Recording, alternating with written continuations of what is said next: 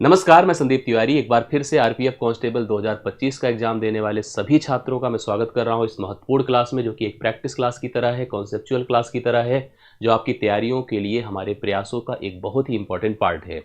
2 से 20 मार्च को होने वाली इस परीक्षा में सभी अभ्यर्थी जो कि परीक्षा देने जा रहे हैं, मैथ्स की इन 35 नंबर की तैयारी को हमारे साथ कवर कर सकते हैं। डेली बिहाफ पर यह एक्टिविटी आपके लिए प्रारंभ में कर चुका हूँ। पीवाईक्यूज के माध्यम से पीवाईक्यू पैटर्न पर आधारित हमने सवालों का भी सिलेक्शन आपको प्रोवाइड किया है, जो आप लोग रेगुलर बिहाफ पर पढ़ रहे हैं। इसमें अलग से फिर से मैंने जैसे आपसे कल भी कहा था और आज भी मैं कह रहा हूँ, बहुत कुछ डिपेंड करता है आपके लगने का, आपके सोच का, आपके अग्रेशन का। मैं इसमें कॉन्सेप्ट भी शामिल करने चल रहा हूँ, मैं इसमें टॉपिक्स भी शामिल करने चल रहा हूँ, जो अगले 1-2 दिन के अंदर आपको दिखने शुरू हो जाएंगे। जहाँ पर वो छोटे छोटे टॉपिक, जो सवाल आपकी परीक्षा में दिख सकते हैं, उनसे रिलेटेड उनका कॉन्सेप्ट, उनकी प्रैक्टिस, आपको जल्दी ही सारी चीज़ें यहाँ पर पैरेलल देखने को मिलेगी। बस सभी से रिक्वेस्ट है कि आप सभी लोग लगातार जुड़े रहें, आप सभी वीडियो को लाइक और शेयर करते रहें। आप अगर चैनल पर नए हैं तो सब्सक्राइब करते रहें और लोगों तक शेयर करते रहें। हमारे साथ आपका यही कमिटमेंट हमको इस तैयारी को बेहतर कराने में और प्रेरित करेगा। मैं ज़्यादा समय लूँगा नहीं, बस आपकी इसी सूचना के साथ जो मैंने आपको बेसिक दे दिया, अब मैं क्लास की शुरुआत करता हूँ। पहले सवाल पर आपको लेकर चलता हूँ। सभी लोग पेन कापी ओपन कर लें। यह क्लास नंबर 3 है, जैसा कि आपको पता है हम क्लास नंबर 3 पर हैं। 2 क्लासेस आपकी ऑलरेडी कवर हो चुकी हैं। सवाल एकदम परीक्षा के रिलेटेड ही चल रहे हैं, बिल्कुल कंफ्यूज मत होना। आप लोग लास्ट में जब एग्जाम देंगे तो आपको खुद ही रियलाइज होगा कि सच में हमने परीक्षा से रिलेटेड ही रिलेवेंट टॉपिक ही पढ़ा है। हमने इधर उधर की कोई चीज़ नहीं पढ़ी है, ना तो मैं पढ़ाऊंगा, भले ही आप एक बार हमसे थोड़ा मोड़ा नेगेटिव हो भी जाए। बहुत ही एक आसान सवाल से आज की सेशन की शुरुआत होती है। भिन्न दिए हैं कुछ, और इन भिन्नों में हमसे सबसे छोटा सबसे बड़ा भिन्न इस प्रकार का सवाल आपसे पूछा गया है। 1/8 है, 2/12 है, 3/16 है, 4/20 है। जब आपको कभी ऐसे भिन्न दिए जाएं तो याद रखिए, यदि यदि अंश समान हो, ठीक है। अगर अंश समान है, एक और स्थिति बनती है यदि हर समान है। ज़्यादातर हम लोग फोकस करते हैं हर समान को लेकर के। अगर अंश समान है, हर समान है, तो बड़ा छोटा निर्धारित करना बहुत आसान है। हर समान अगर रहता है तो ध्यान से समझिएगा, जिसका अंश बड़ा है, जिसका अंश बड़ा है, अंश बड़ा है, वह भिन्न बड़ा है, वह भिन्न बड़ा है, उल्टा हो जाएगा। मतलब बाकी अगर छोटा है तो छोटा हो जाएगा। लेकिन अगर अंश समान है, मतलब सभी के ऊपर के भाग समान हैं, क्योंकि आप जब भिन्न बनाते हैं तो अंश बनता है और हर बनता है। इसे न्यूमरेटर कहते हैं, इसे डिनोमिनेटर कहते हैं। यदि अंश समान है तो जिसका अंश, जिसका हर बड़ा होगा, बड़ा होगा, वह भिन्न छोटा होगा, वह भिन्न छोटा होगा। इसको ध्यान में रखिएगा, ठीक है। बाकी आप लोग अगर कहेंगे तो भिन्न को लेकर के एक सेशन में कर दूंगा, जिसमें आवर्ती भी कंफर्म हो जाएगा, बड़ा छोटा आरोही अवरोही भी कंफर्म हो जाएगा। भिन्नों के नेचर का जो भी कंडीशन बनता है वो सब सही हो जाएगा। यहाँ पर भिन्न में हम लोगों को जो यहाँ पर डाउट दिए गए टर्म्स हैं, हम चाहें तो हर, ना तो फिलहाल आप समझें तो ना तो हर समान है ना तो अंश समान है, दिख रहा है आप लोगों को। हम इसमें कोशिश करके हर समान कर सकते हैं, लेकिन हर समान करना टाइम टेकन प्रोसेस है। हम अंश समान कर सकते हैं आसानी से। अंश समान करके भी हम लोग यहाँ पर बड़ा छोटा निर्धारित कर सकते हैं, आरोही अवरोही में लिख सकते हैं। अगर हर समान होने में दिक्कत आ रही है तो आप अंश को कैसे समान कर पाएंगे? 4 × 3 होता है 12। क्या होता है? 12। आप एक काम करो, आप सिंपल सा अप्रोच फॉलो करिए। जैसे हम चाहेंगे सबको 12 बन जाए, अगर इसको आप 12 बनाएंगे तो 12 से गुणा करेंगे तो इसको भी 12 से गुणा कर दीजिए। अगर आपने इसको भी 12 बनाया तो आपको 6 से गुणा करना होगा, तो इसको भी आपको 6 से गुणा करना पड़ेगा। इसको 12 बनाना है तो 4 से गुणा करना होगा, तो इसको भी 4 से गुणा करना होगा। इसको भी 12 अगर बनाना है 3 से गुणा करना होगा, तो इसको भी 3 से गुणा करना होगा। अब सबके ऊपर 12, तो नीचे आप देख रहे हैं 12 8 96, करेक्ट है। फिर यहाँ पर देखिए ऊपर 12 तो नीचे 12 छंगे 72 है, ऊपर 12 तो नीचे 16 चौके 64 है, ऊपर 12 तो नीचे 20 या 60 है। अब सुनिए, मैंने आपको बताया कि आपको पहली चीज देखो ध्यान से, पूछा क्या है? सबसे बड़ा। आप बड़ा अगर ढूंढने जा रहे हैं तो आप हर वह चेक करिए जो सबसे छोटा हो। जो सबसे छोटा हर जिसका है वह भिन्न सबसे बड़ा होगा। तो आप देखिए सबसे हर छोटा किसका दिख रहा है? मैंने गलत सर्कल किया था, इसको करना पड़ेगा। मतलब 60 सबसे छोटा है, जिसका हर सबसे छोटा है, जिसका हर सबसे छोटा है वह भिन्न सबसे बड़ा है, यह भिन्न सबसे बड़ा होगा। अगर हमसे इस सवाल में सबसे बड़ा भिन्न पूछा था तो हम 12/60 को, जो अभी बनकर आया, स्टार्टिंग में 4/20 था, 1/5 भी कह सकते हैं। यह सवाल आपका सही उत्तर बी ऑप्शन दे रहा है, 4/20 सबसे बड़ा माना जाएगा। अगर सबसे छोटा पूछा होता तो नीचे 96 सबसे बड़ा यहाँ दिख रहा था, यह सबसे स्मॉलेस्ट हो जाता, सबसे छोटा हो जाता। आरोही अवरोही में लिखना होता, आरोही में लिखना होता छोटे से बड़ा लिख लेते, अवरोही में लिखना होता बड़े से छोटा लिख लेते। इस पैटर्न को ध्यान में रखिएगा और मुझे समझ में आ रहा है, मुझे पूरा भरोसा है कि आपको यह तरीका, यह पैटर्न समझ में बिल्कुल आ गया होगा। ठीक है, अब अगले सवाल पर मैं आपको लेकर चल रहा हूं। सेकंड क्वेश्चन आपके सामने। ये पैटर्न आरपीएफ कांस्टेबल का सबसे इंपॉर्टेंट पैटर्न है। इस पर और वेरिएशन बन सकता है और टफनेस आ सकती है, लेकिन इस पैटर्न को एकदम से तैयार करके आपको रखना चाहिए। सवाल में देखिए क्या लिखा है, 17 × 29 बराबर 493। एक आपको इंफॉर्मेशन दे दिया, हो सकता है प्रोडक्ट के मान इसके बराबर हो या हो सकता है ना भी हो। जब कभी ऐसा दे देता है यदि, तो उसका मतलब है मानने की बात कर रहा है। मतलब हो सकता है कि इसके बराबर 493 ना हो, या हो सकता है यहीं पर आपको यक्स दे देता। अगला मतलब इसका सेंस क्या था कि जो आपको आगे करना है 1700 × 0.0029 इसका मान पता करना है, और इसका मान टोटली डिपेंड करेगा इसके मान पर। अर्थात यहां भी 493 ही लाना पड़ेगा, केवल आपको दशमलव के स्थान में परिवर्तन या जीरो बढ़ाकर परिवर्तन करना पड़ेगा। इसके लिए आपने सोचा होगा कि देखिए 17 से 1700 पहुंचने के लिए 100 से गुणा हुआ है, और अगर 29 था इसको 0.0029 बनाना है तो 1/, कितने से भाग किया होगा बताइए, 10,000 से भाग किया, तभी तो 4 स्थान पर दशमलव गया। अगर आप देखिए ध्यान से, अगर जैसे कोई नंबर होता, मान लीजिए 9 है, एक स्थान पर दशमलव लगाना है तो 10 से भाग करें। अगर 9 को 200 से, मतलब दो स्थान पर दशमलव लगाना है तो 100 भाई, एक स्थान पर दशमलव लगाना है तो 10 से भाग करें, 2 स्थान पर दशमलव लगाना है तो 100 से भाग करें, 3 स्थान पर दशमलव लगाना है तो 1000 से भाग करें, 4 स्थान पर दशमलव लगाना है तो 10,000 से भाग करें। तो 10,000 से हमने यहाँ पर भाग किया। अब इससे क्या हुआ, इस 100 तो 2 खत्म ही, 2 जीरो खत्म कर देगा, मतलब अब 100 से भाग करना है। 100 से भाग करने का मतलब 2 स्थान पर दशमलव लग जाएगा। 4.93 सवाल के लिए राइट सोल्यूशन बनकर आएगा, जो आपको ऑप्शन नंबर सी में दिया है। अब यहीं पर अगर यह केवल कोई वैल्यू होती तब भी उसको डायरेक्टली वही 0.0 समथिंग करके 2 स्थान पर दशमलव लगाकर हम दिखा देते। तो कुछ भी दे उसी के हिसाब से आप इसको मत चेक करने लगे, अरे इसका उत्तर तो ये नहीं है, फिलहाल ये है प्रोडक्ट इसका मान। लेकिन अगर ना भी हो तब भी आपको उसी आधार पर उत्तर दे देना है। इस बात को समझिए, ये पैटर्न बहुत पूछा जाता है आपकी परीक्षा में। ठीक है, चलिए आप इसको ध्यान से देखिएगा, मेरे ख्याल से आपको क्लियर हो गया होगा। अभी मैं जल्दी ही क्या करूंगा कि जो आरपीएफ एसआई का जो लेटेस्ट हुआ है, जो दिसंबर में पेपर हुआ है, उसके सभी प्रश्नों को मैं टॉपिक वाइज या पूरा हम मिसलेनियस जो अलग अलग सेशन में हुए थे, अलग अलग शिफ्ट में पेपर हुए थे, उसका पूरा सोल्यूशन हम आपको प्रोवाइड कर देंगे। वो भी आपके लिए, क्योंकि लेटेस्ट है ना, तो बहुत हेल्प करेगा, तो उस पर भी हम लोग ध्यान देंगे, उस पर भी काम करने चल रहे हैं। क्लियर, आगे बढ़िएगा।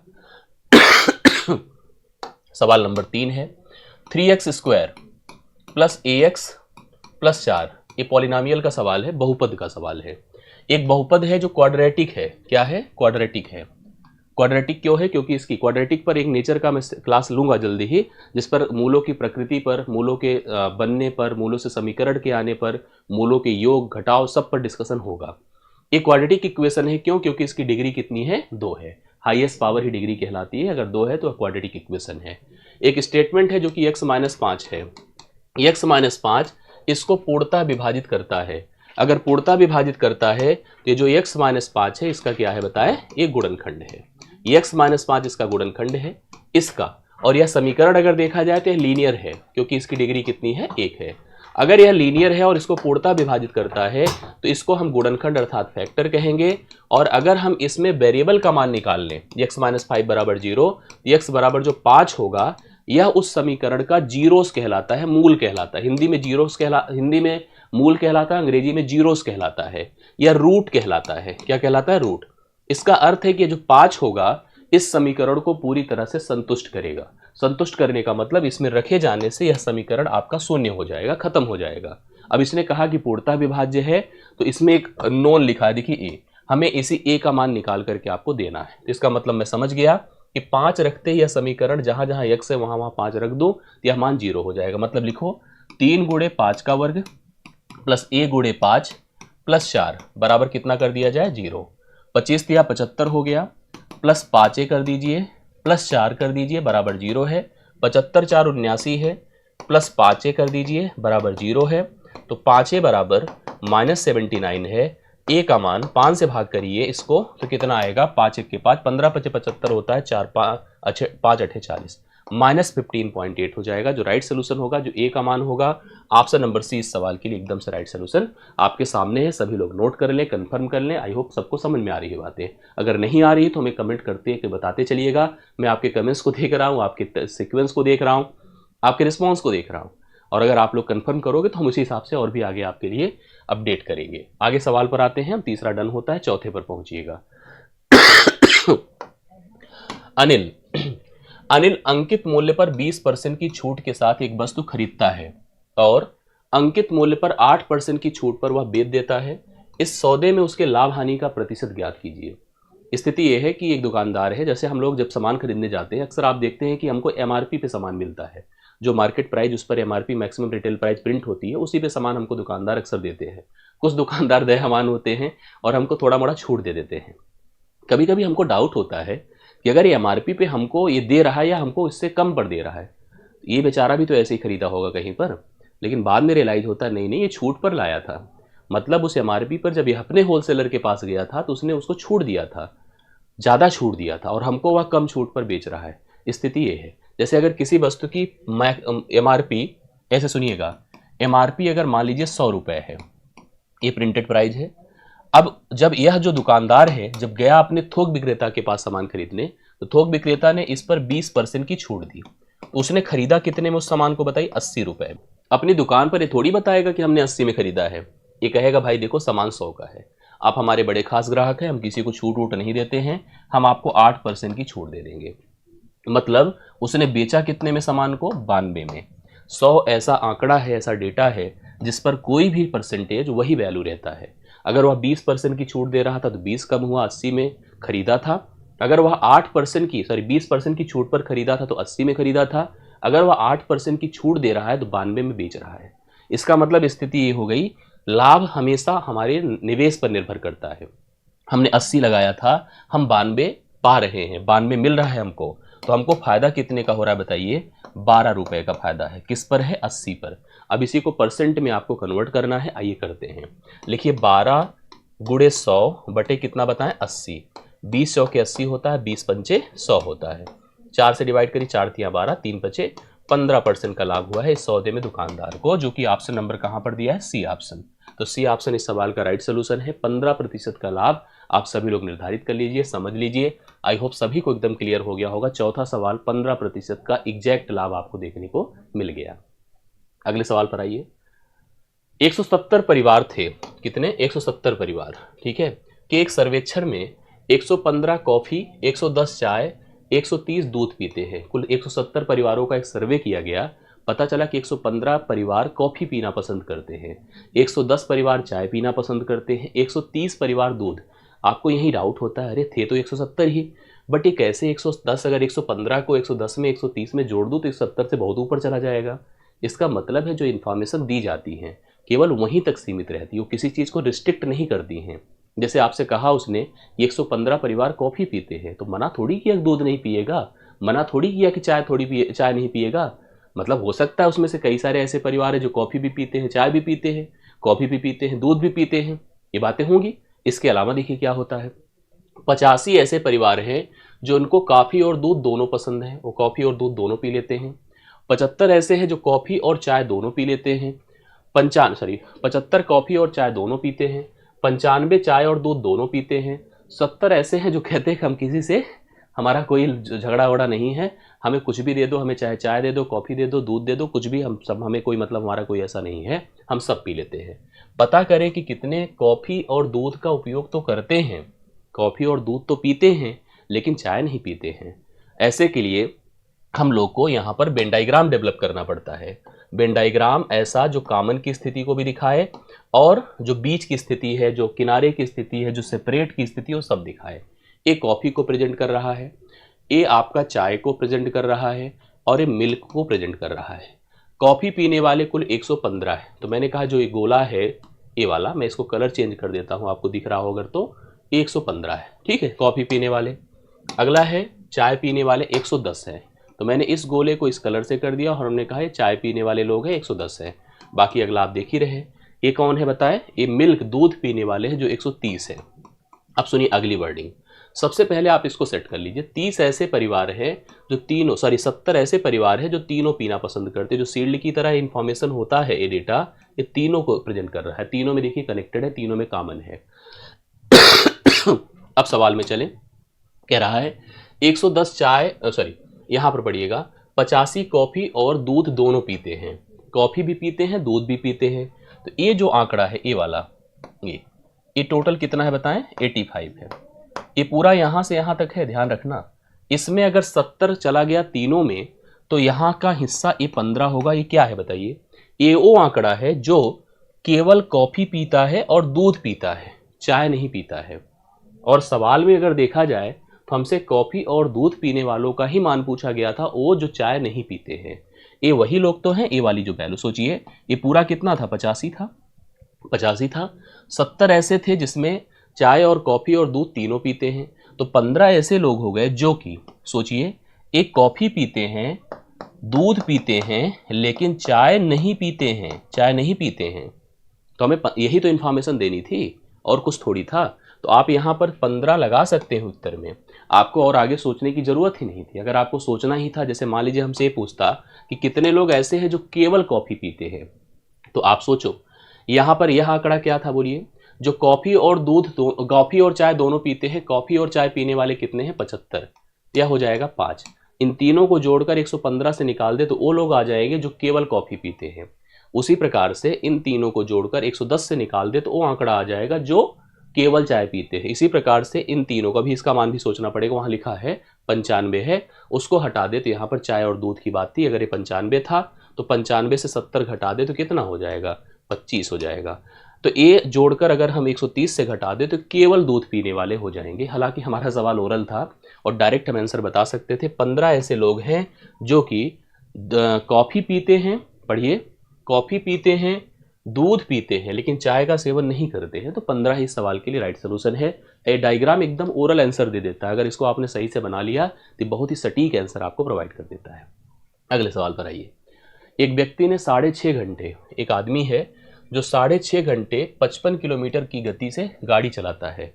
55 किलोमीटर प्रति घंटे की गति से गाड़ी चलाता है, फिर अपनी चाल को 15 किलोमीटर प्रति घंटे तक बढ़ा लेता है। ठीक अगले 1 घंटे में गंतव्य तक पहुंच भी जाता है। पूरी यात्रा के दौरान उस व्यक्ति की औसत चाल, याद रखिए पहले औसत चाल क्या होता है? कुल दूरी, मतलब कुल कितनी दूरी तय किया उस व्यक्ति ने, बटा कुल समय, यही होता है औसत चाल। कुल दूरी बटा कुल समय ही औसत चाल होता है, एवरेज स्पीड होता है। इसको दिमाग में रखिएगा। एवरेज स्पीड क्या हो गया? कुल तय की गई दूरी बटा कुल लगा समय। हमने यात्रा शुरू करी, एक व्यक्ति की यात्रा शुरू हुई। उसने 6.5 घंटे 55 की गति से यहाँ पर एक दूरी तय करी 55 किलोमीटर पर आवर की स्पीड से। अब इसके बाद अगला क्या हुआ? फिर देखिए यहाँ से यहाँ तक उसने एक जर्नी कवर करी। कितना दूरी तय की नहीं पता है। फिर क्या किया उसने? अपनी स्पीड को 15 किलोमीटर प्रति घंटे बढ़ा लिया, मतलब 70 कर दिया। 70 किलोमीटर प्रति घंटे कर लिया और इस हिसाब से वह जो है 1 घंटे तक केवल यात्रा किया। अब सुनिए, हमको क्या करना है? कुल दूरी। पहली चीज तो जानिए, speed is equal to distance upon time. Distance is equal to speed into time. यहाँ कितनी दूरी उसने तय किया बताइए? 55 गुणे 6.5। यहाँ कितनी दूरी के तय किया? 70 गुणे 1 डिवाइड बाई कुल लगा समय 6.5 और 1 मिलकर 7.5। अब आप इसी को हल कर डालिए। जब हल करेंगे तो आपको क्या करना पड़ेगा? 55 को 65 से मल्टीप्लाई करना होगा। कर लीजिए, दशमलव एक स्थान पे लग जाएगा। 5 पचे 25 होता है, 5 पचे 25, 6 पंचे 30, 30 और 25 55 होता है। 55 लिख दीजिए और 6 पंचे कितना होता है? 30। ये 5 लिखा, 55 2 57 के साथ हासिल 5 35, 357.5 है। देखिए लिखिए 357.5 प्लस 70 ही रहेगा बटा 7.5 है। इसको हल कर डालिए, देखिए कितना आता है। यहाँ ले लेते हैं जोड़ा तो इसको हो जाएगा 470 70 40 445.5, ठीक है, बटा 7.5। ये दशमलव हट गया।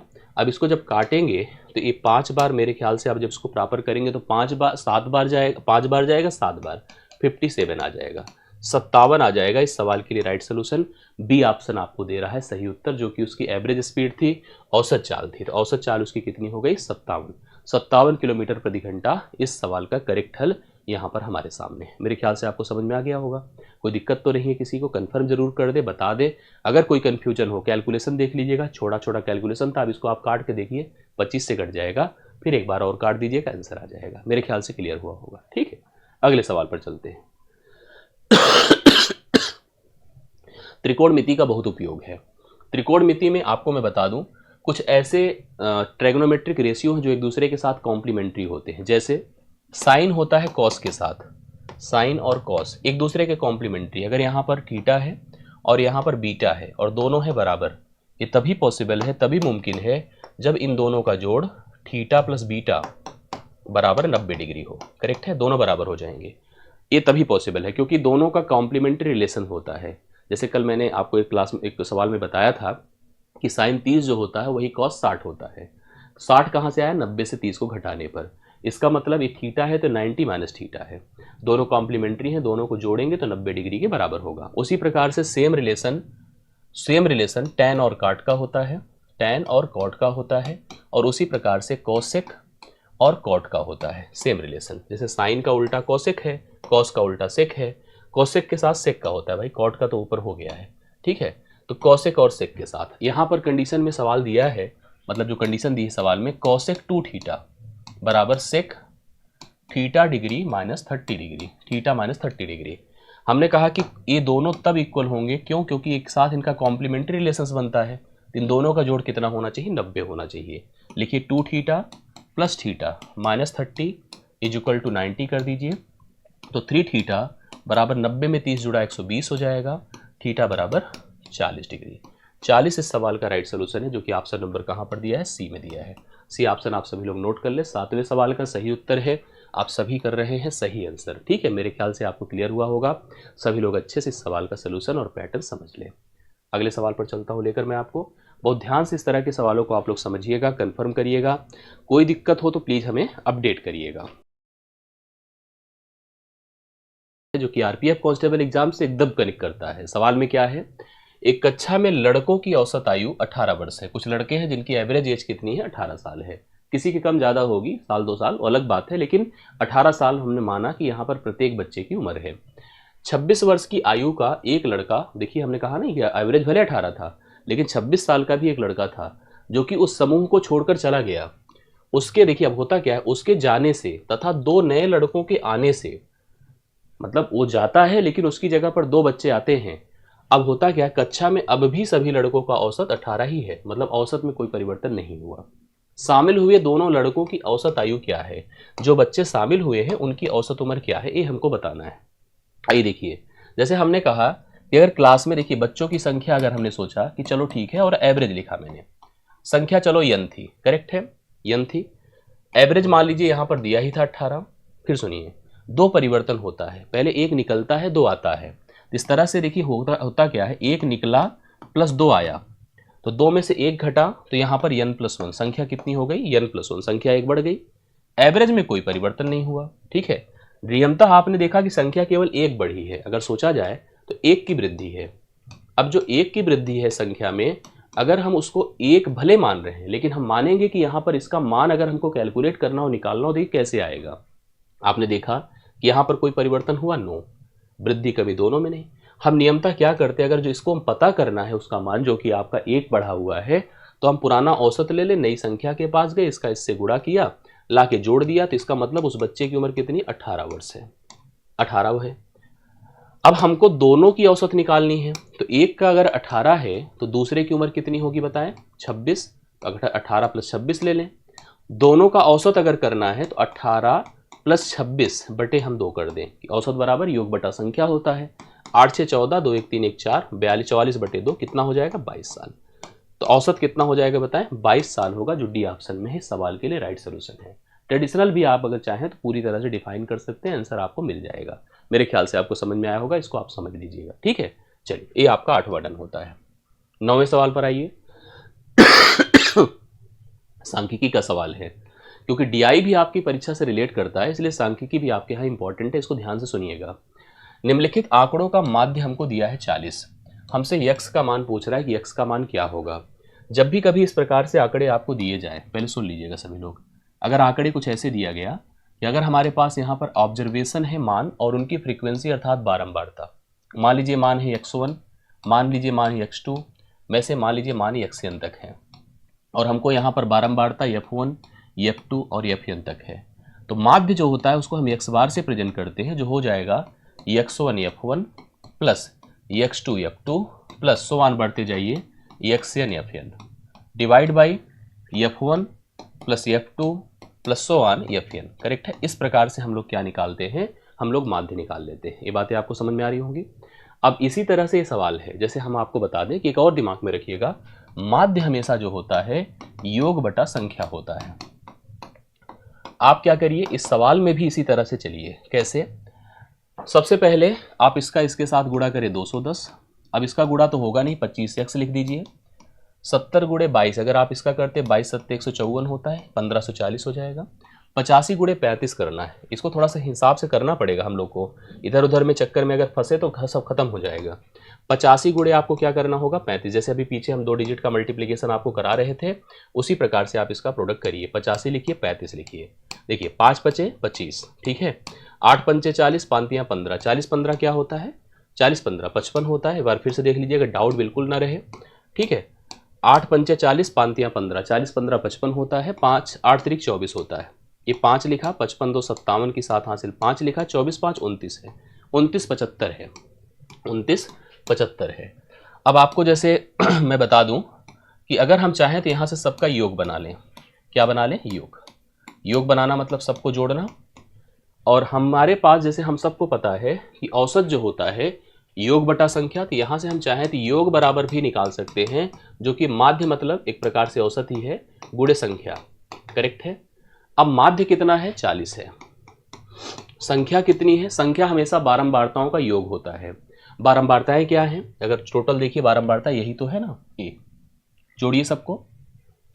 35 मतलब 30, 20 50, 20 70, 5 75, 2 77, 1 78, तो 78, लेकिन साथ में कौन है? x, 78 plus x।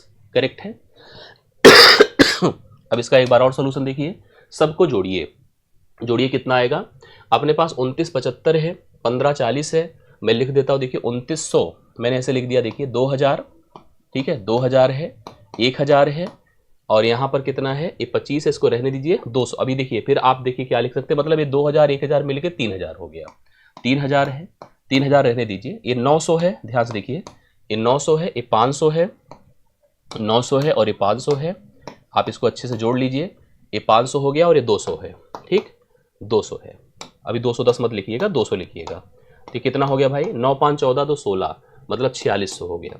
4600 में आगे क्या जोड़ दीजिए? देखिए 75 है या 70 लिख दीजिए एक बार, 40 है, 40 है, 20 है और 10 है। अब इसी में हम एक बार 70 40 110, 110 30 100 कितना होता है? 140 होता है। अगर मैं 140 जोड़ दूँ 4740 हो गया। अभी इसमें जोड़ना क्या होगा? 5 और 5 10, तो 47 50 है। ये 47 50 प्लस कितना है? 25x है। हाँ, 47 50 प्लस 25x है। देख लीजिएगा, जोड़ करके हमने जोड़ ही दिया इसको प्रॉपर। चलिए अब आइए इनको जोड़ते हैं हम लोग। हमारे पास क्या है? 29 75 15 40 210। देखिए ये अलग है, बिल्कुल इसको अलग रखिएगा। इसको 25x ऐसे रख लीजिए, प्लस अब इनको जोड़िए, देखिए कितना होता है। जोड़ते हैं, देखिए 2000 एक 3000 हो गया, 3000 इसको रहने देते हैं। 3000 में 900 500 1400, 14 2 16, तो 4600 हो गया, 4600 हो गया। 70 40 110, 110 10 120, 120 कर दिया तो 27 20 हो गया, या 47 20 हो गया। और एक बार और देख लीजिएगा, यहाँ पर 5 है और बस 5 है, तो 47 25 है, 47 25 है। अब 47 25 बराबर इसका प्रोडक्ट करिए इसमें, देखिए तो आसानी से हो जाएगा। एक जीरो होगा और 4 8 32 होता है, कैरी 3, 4 7 28 3 31, 120 हो गया, प्लस 40x है। इसको आप इधर कर दीजिए, उसको उधर कर दे तो 15x हो जाएगा भाई। 45 से 25, 40 से अगर 25 निकलेगा तो कितना? 15 हो गया। ये आके घटेगा, देखिए 5 हो गया, 2 से 2 जीरो, 7 से 1 8 होता है, और 4 से 3 1805 हो गया। ठीक है, 1800 कितना? 7 से 1 देखिए 6 होगा, ये सॉरी 1605 हो गया। अब 1605 को आप केवल 15 से भाग कर दें, तो 15 1 के 15 होता है, 1 जीरो, 15 15 पचे 75, 15 छक्के 90, 15 सत्ते 105, 15 1 शून्य लगेगा, 15 सत्ते 105, 107 इसका राइट सोल्यूशन आएगा। अर्थात इस सवाल में x का मान, देखिए ट्रेडिशनल होता है, इस पर टाइम लगता है। अगर आप इस पर ध्यान देंगे तो अच्छे से कर पाएंगे, क्योंकि कन्फ्यूजन करता है क्रिएट। 107 इस सवाल के लिए राइट सोल्यूशन है। जो 9वां सवाल है जो आपके लिए क्या है बताइए, एक आपके लिए ठीक ठाक सवाल और स्तरीय अच्छा सवाल है। आगे बढ़ता हूँ, 10वें पर लाता हूँ आप लोगों को। मंजीत द्वारा कारखाने में एक वस्तु का उत्पादन करने की लागत, मतलब वस्तु को बनाने की जो लागत थी वो 2000 रुपये थी। उसे शोरूम तक पहुंचाने के लिए कारखाने में उस वस्तु पर आई उत्पादन लागत का 10% खर्च करना पड़ता है। उसका कहना है कि बनाने में तो चलो 2000 रुपये लगते हैं, बनाने में 2000 रुपये लगते हैं, लेकिन उसे शोरूम तक भी पहुंचाना है। भाई यहाँ तो मैन्युफैक्चरिंग हुई, अब इसको शोरूम तक अगर पहुंचाना है, शोरूम तक, तो क्या करता है, पहुंचाने में खर्च लगेगा कि नहीं लगेगा। शोरूम तक पहुंचाने में उस वस्तु पर आई उत्पादन लागत का 10% खर्च करना पड़ता है। तो यहाँ पर पहुंचेंगे 10%, इसका क्या होगा, 10% इसका जो होगा वो 200 रुपये होगा। तो यहाँ पर उसकी प्राइस जब सही सही लागत कितनी हो गई, 2200 हो गई। मतलब 2200 हो गई, क्योंकि 2000 तो बनने में लगा था, हमने 10% और लगाया, 200 और लग गया। 200 लगा मतलब लागत अब सही से, लागत का मतलब केवल बनाने में और ख़रीदने में ही नहीं होता है, जितने भी तमाम अलग तरह के इफेक्ट किए जाते हैं, चाहे वो ट्रांसपोर्टेशन का हो, चाहे रख रखाव का हो, चाहे मजदूरी का हो, हर चीज़ को ऐड किया जाता है। उसने उस वस्तु को शोरूम से उस मूल्य पर बेचा जो मंजीत द्वारा वस्तु के उत्पादन और परिवहन में आई कुल लागत से 15% अधिक था। तो मंजीत ने शोरूम में उस वस्तु को किस मूल्य पर बेचा, सीधी सी बात है, अब इस पर 15% बढ़ा के बेचना है उसे। तो 2200 की वैल्यू थी, 15% बढ़ा दीजिए, 115 बटे आप 100 कर सकते हैं ना। 15% की वृद्धि करना है तो सीधा चाहे तो 15% निकाल दीजिए आप। 15% का मान निकालना है, इसको परसेंट हटाइए, 2 जीरो खत्म हो जाएगा। 15 दूना 30, 15 दूना 30, 30 3 33, 330 रुपये इसमें बढ़ा भर दीजिए, हो गया काम। 2200 में 330 रुपये ऐड कर दीजिए, 0 हो गया, 3 हो गया, 3 2 5 हो गया, 2 हो गया। 2530 रुपये में उसे उस सामान को बेचना पड़ेगा, तब जाकर के उसे 15% का मुनाफा टोटल हो पाएगा।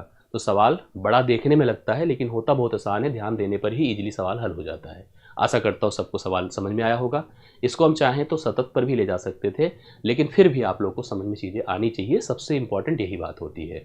आशा करता हूँ सबको क्लियर हुआ होगा। ठीक है, तो चलिए आगे बढ़ता हूँ मैं लेकर के आप लोगों को, क्योंकि देखिए ये भी सवाल जैसे 11 नंबर की तरफ चलते हैं। ये simultaneous equation, linear equation, simultaneous equation जो लीनियर इक्वेशन का होता है उस पर आधारित सवाल। अब देखिए एक शानदार से सवाल पर हम लोग पहुंच रहे हैं। सवाल क्या है, ध्यान से सुनिएगा। समीकरण है 6x - 3y + 10 = 0। ये आपको दिख रहा है कि लीनियर इक्वेशन। दूसरा क्या है, 2x - y + 9 = 0 द्वारा किस प्रकार की रेखाओं का निरूपण किया गया है। पहली चीज तो दिमाग में रखिएगा, ये लीनियर इक्वेशन तो है ही है, लेकिन लीनियर इक्वेशन के साथ साथ, मतलब रैखिक समीकरण के साथ साथ, इन्हें हम स्ट्रेट लाइन भी तो कह सकते हैं, बिल्कुल कह सकते हैं। ठीक है, ये भी उसी तरह से है। तो ये पहली चीज, तो टॉपिक किसका है, साइमल्टेनियस लीनियर इक्वेशन, मतलब दो चरों पर आधारित रैखिक समीकरण। दो चरों पर आधारित रैखिक समीकरण का सवाल है। दो चरों पर आधारित रैखिक समीकरण का सवाल है। अब दो चरों पर आधारित रैखिक समीकरण का जो सिस्टम होता है, पहले उसको समझिएगा।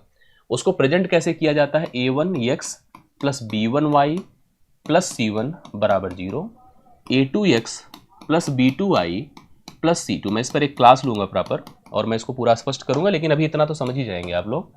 इसके सलूशन को लेकर के दो अलग प्रकार की प्रेडिक्शंस की जाती हैं। एक तो सलूशन पॉसिबल है, ठीक है, पॉसिबल है। दूसरा है नॉट पॉसिबल, ठीक है, नॉट पॉसिबल। एक पॉसिबल की स्थिति बनती है, दूसरा नॉट पॉसिबल की स्थिति बनती है। अब सुनिएगा, पॉसिबल में दो कंडीशन बनता है, पॉसिबल में दो कंडीशन बनता है। एक होता अनंत हल, अनंत का मतलब होता है इन्फिनाइटली मेनी सलूशन। दूसरा होता है यूनिक सलूशन, मतलब अद्वितीय हल, इसको कहते हैं अद्वितीय। इसमें केवल एक ही सलूशन संभव होता है, अद्वितीय हल, ठीक है। नॉट पॉसिबल मतलब सलूशन संभव नहीं है, मतलब हल संभव नहीं है, हल संभव नहीं है। सुनिएगा, जो रेखाओं की बात किया है, संपाती, संपाती का मतलब क्या होता है, कोलिनियर, कोलिनियर। जैसे कभी एक रेखा है, समझिएगा, उसी के ऊपर दूसरी रेखा भी आके फिट हो जाए, मतलब एक ही लाइन पर ही दोनों रेखाएं हैं, तो उसे कहते हैं कोलिनियर होना। अब ऐसी स्थिति में इन रेखाओं के अनंत हल संभव होते हैं, मतलब अगर आप इसके हलों की बात करिए तो अनंत हल आएंगे, ठीक है, अनंत हल होंगे, इन्फिनाइटली मेनी सॉल्यूशन आएगा। अनंत हल के लिए जो पैरेलल जो कंडीशंस बनती है वो ये बनती है, a1/a2 = b1/b2 = c1/c2। अगर ऐसा कभी इस इक्वेशन में पैटर्न बन जाए तो अनंत हल बनता है। दूसरा है समांतर। समांतर का मतलब एक रेखा ये है, कभी इनका मिलान नहीं होता, ये पैरेलल होती हैं, तो इसका मतलब नो सोल्यूशन, इसमें कभी भी कोई हल नहीं आता है, कोई हल संभव नहीं होता है, अर्थात कोई मान उनका एक कॉमन नहीं होता है। तो इसका मतलब इसको जनरेट कैसे करते हैं, a1/a2 इज इक्वल टू तो होता है b1/b2 के, but not equal to c1/c2 होता है, तो नॉट पॉसिबल, कोई हल नहीं होता है। यूनिक सोल्यूशन का मतलब होता है अद्वितीय हल जिसको प्रतिच्छेदी रेखाओं से प्रेजेंट कर दे। ये जब दो रेखाएं एक दूसरे से इंटरसेक्ट करती हैं तो यह पॉइंट दोनों के लिए कॉमन होता है, और जब कॉमन होगा तो इसे इंटरसेक्टिंग लाइन कहते हैं। और इसके लिए हमको कैसे समझना है, a1/a2 is not equal to b1/b2, a1/a2 is not equal to b1/b2, यह होता है यूनिक सोल्यूशन। अब आपको रेखाओं को देखना है जो आपकी दी गई रेखाएं हैं, जिसमें क्या लिखा है 6x minus 3y 6x minus 3y बराबर -10 है, ऐसे चाहे इधर ही रहने दीजिए, कोई दिक्कत की बात नहीं है। 6x minus 3y plus 10 is equal to 0, correct है। 2x माइनस y प्लस 9 बराबर 0। अब इसको आप लिखो कैसे, लिखिए 6/2 और इधर लिखिए -3/-1, हमें इसका गुणांक लेना पड़ता है। 6/2 -3/-1 और 10/9।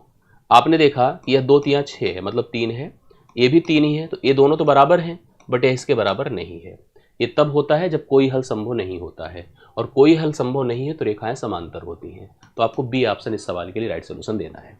तो आशा करता हूँ समझ में सबको आया होगा। एक शानदार सवाल है, लेकिन आपको समझना पड़ेगा इस तरह के पैटर्न को, तो इसके लिए क्लास की ज़रूरत पड़ेगी। हम एक क्लास लेंगे 25 से 30 मिनट, ज़्यादा समय नहीं लूँगा, और उसी 25 से 30 मिनट में मैं इसका पूरा कॉन्सेप्ट बता दूंगा, और पूरे सवाल जो बन सकते हैं परीक्षा में वो भी मैं कन्फर्म कर दूंगा। आगे बढ़ता हूँ। एक त्रिभुजाकार प्रिज्म है, त्रिभुजाकार प्रिज्म समझ रहे हैं सब लोग। कोई भी बेस ले लीजिए, कोई सरफेस चाहे त्रिभुज का ले लीजिए, चाहे वृत्त का ले लीजिए, चाहे आप रेक्टेंगल का ले लीजिए, चाहे आप हेक्सागोन ले लीजिए, कुछ भी ले लीजिए। प्रिज्म एक ऐसा है जिसमें जैसे हम जिस रूम में खड़े हैं जनरली ये प्रिज्म ही होता है। कैसे, 4 कॉर्नर है, चारों कॉर्नर को मिला के दीवारें हैं, दीवालों से एक छत बनाई गई है जो कि फर्श के पैरेलल है, उसी प्रकार से होता है। अगर आप इसको जैसे एक प्रिज्म का रूप देना चाहते हैं तो आप एक सर्टेन हाइट सोच लीजिए, जैसे सभी से हमने एक सर्टेन हाइट देखी, ऐसे प्लान कर लिया, इनको सबको आपस में मिला दिया, इस तरह से एक प्रिज्म का निर्माण हुआ। दिख भी रहा होगा त्रिभुजाकार प्रिज्म, जिसकी जो आधार की जो भुजाएं हैं वो 8 हैं, 15 हैं और 17 हैं, करेक्ट है। ये आधार की भुजाएं हैं त्रिभुजाकार प्रिज्म की, और यहाँ से एक हाइट इनके बीच की बनी होगी। ये देखिए हाइट ही है, ये बेसिकली हाइट ही है, जो फर्श को छत से मिला रहा है वही हाइट है। अब हमसे कह रहा है कि इसकी जो ऊंचाई है 20 है, ऊंचाई कितना दिया 20 है, हमसे इसका कुल पृष्ठीय क्षेत्रफल बताना है, टोटल सरफेस एरिया बताना है कितना हो जाएगा। अब टोटल सरफेस एरिया देखिए हम लोग कैसे डेवलप करते हैं, इसको समझिएगा। कुछ खास नहीं होता है, जैसे अगर आप सोचेंगे तो जब प्रिज्म डेवलप होता है, प्रिज्म का निर्माण जब होता है, तो यहाँ पर अलग अलग रेक्टेंगल बनते हैं। आप देख पा रहे हैं यहाँ पर अलग अलग तरह के रेक्टेंगल बनते हैं। जनरली इसमें जो सवाल बनता है वो आयतन को लेकर के पूछा जाता है। अब अगर हम लोग यहाँ से कुल पृष्ठीय क्षेत्रफल की बात कर रहे हैं तो सबसे पहले हमें सभी क्षेत्रफल को कंसीडर करना होगा कि कितने सरफेसेस टोटल जनरेट हुए, उनको हमें कैसे डिसाइड करना, आप पूरी बात को सुनिएगा। सबसे पहले हम इस त्रिभुज की बात करें, जैसे जो हमारे पास अगर पृष्ठीय क्षेत्रफल की बात करिए, ये जो बेस आपको दिख रहा होगा इसको सोचिए, इसका क्षेत्रफल क्या है। तो इसके लिए हम इसको समझे, जो 5, 8, 15 और 17 है, एक समकोण त्रिभुज को प्रेजेंट करता है। कैसा है, समकोण त्रिभुज। अगर यह समकोण त्रिभुज है तो समकोण त्रिभुज में सबसे बड़ी भुजा 17 है, और 17 अगर सबसे बड़ी भुजा है तो वह कर्ण है, और बाकी जो भुजाएं, क्योंकि देखिए 8 का वर्ग 64 होता है, 15 का 225 होता है, जोड़ेंगे 289 होता है, जो 17 का वर्ग होता है। इसका मतलब है समकोण त्रिभुज है जिसका क्षेत्रफल 1/2 गुणे बेस इंटू हाइट होता है।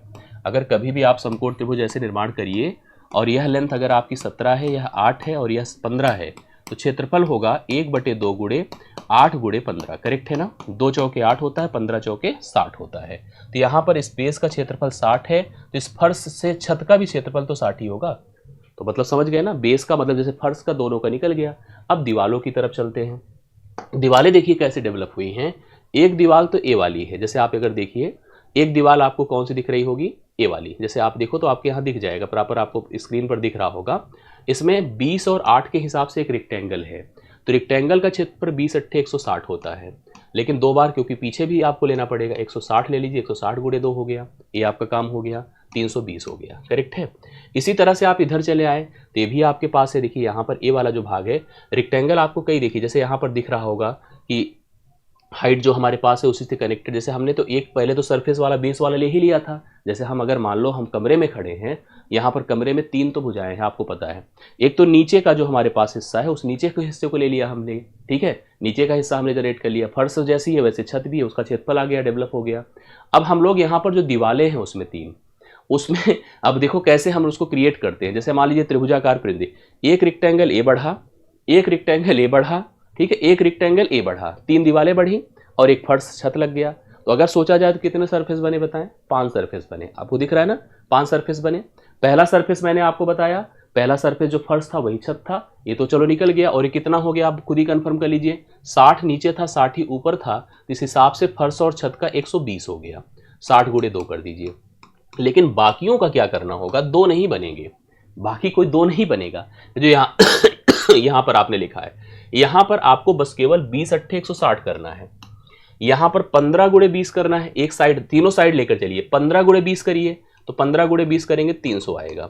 17 गुणे 20 करें, 17 दूना 34, 340 आएगा। अब टोटल सरफेस एरिया अगर आपको निकालना है तो 120 प्लस 160 प्लस 340 प्लस 300, करेक्ट है।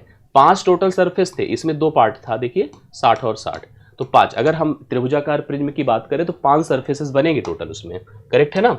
अब सबको जोड़िए, कितना हो रहा है, कितना कितना था, 300, 340 जोड़ा तो 3 3 600, एक 7 एक 8, 8 एक 9 और 900 कितना हो रहा है 20।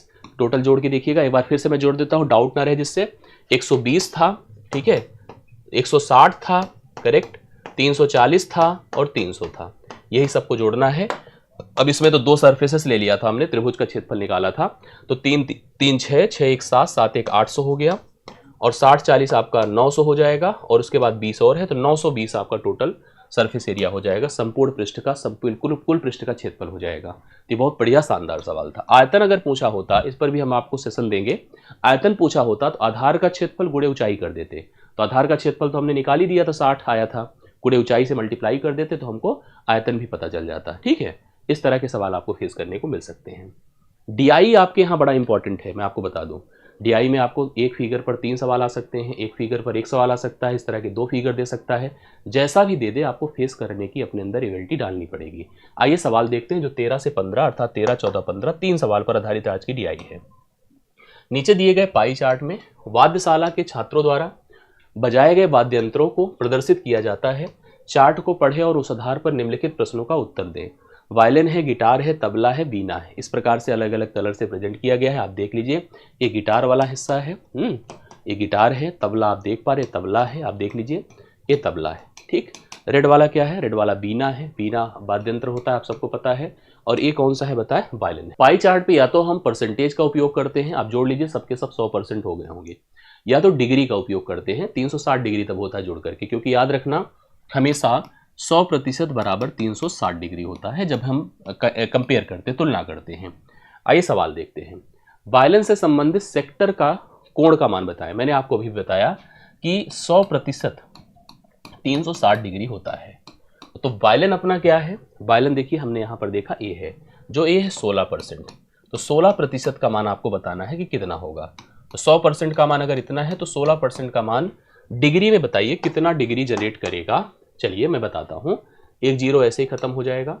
2 पंचे 10 होता है, 2 अट्ठे 16 होता है। 8 से इसका गुणा करिए, 8 छंगे 48, 8 त्रिक 24, 4 28, 288/5 है। 5 पचे 25 होता है, 3 8, 5 सत्ते 35, 5 छंगे 57.6 डिग्री हो जाएगा। अगर वायलिन को हम सेक्टर एंगल से डिनोट करेंगे तो 57.6 डिग्री इसका सही उत्तर आपके सामने आएगा। अगले सवाल पर आते हैं। यदि कुल 300 छात्र हैं, टोटल छात्रों की संख्या 300 है, तब तबला बजाने वाले व बीड़ा बजाने वाले के बीच का अंतर बताना है। तबला आपका ये वाला हिस्सा है और बीना बजाना मतलब कौन सा है? रेड वाला, ए है। दोनों के बीच का अंतर बोले केवल 1% का है, यही तो अंतर है। तबला 29% और बीना है 30%, 1% का केवल अंतर है। और कुल छात्र जो होते हैं वो 100% होते हैं, तो 100% का मतलब है 300 और 1% जो अंतर है दोनों के बीच में, इसका मान कितना हो जाएगा? 3 का अंतर है सिंपल केवल, ठीक है। 1% का अर्थ ही केवल इसका 3 होगा। 3 का डिफरेंस है, केवल 3 का अंतर यहाँ पर तबला और बीना बजाने वाले छात्रों के बीच का है। लास्ट सवाल पर हम पहुँचते हैं। जो छात्र गिटार बजाते हैं, जो छात्र गिटार बजाते हैं, गिटार मतलब एक ग्रीन कलर का एक गिटार वाले हैं, ठीक है, एक गिटार वाले हैं, उनका अनुपात वायलिन बजाने वालों से, वायलिन कहाँ पर है, वायलिन ए है जो कि बगल में ही है, ये वायलिन बजाने वाले लोग हैं, इनके साथ रेशियो करना। अब हमको संख्या निकालने की जरूरत नहीं है, सीधा हम 25% लिखें और 16% लिखें, परसेंट खत्म कर दें, परसेंट खत्म कर दें, 25:16। इसमें हमें पोजीशन का ध्यान रखना बहुत ज़रूरी होता है कि पहले कौन है। 25:16 यहाँ पर सी ऑप्शन इस सवाल के लिए राइट सोल्यूशन होगा, जो आज के सेशन का अंतिम सवाल था। आशा करता हूँ सभी सवाल आपके दिमाग में छपे होंगे, समझ में सब बातें आई होगी। आया होगा तो सेशन को लाइक शेयर जरूर कीजिएगा, अपने फीडबैक थॉट अपनी बातें जरूर रखिएगा जिसको हम अप्लाई कर सकें। डिस्क्रिप्शन में दिए गए टेलीग्राम ग्रुप को ज्वाइन करे रहिएगा, चैनल पर नए हैं तो सब्सक्राइब किए रहिएगा। बाकी मुलाकात फिर से अगली क्लास में कॉन्सेप्चुअल और प्रैक्टिस क्लास में होती है। आज के लिए मेरी तरफ से इतना ही, बहुत बहुत धन्यवाद, थैंक यू सो मच।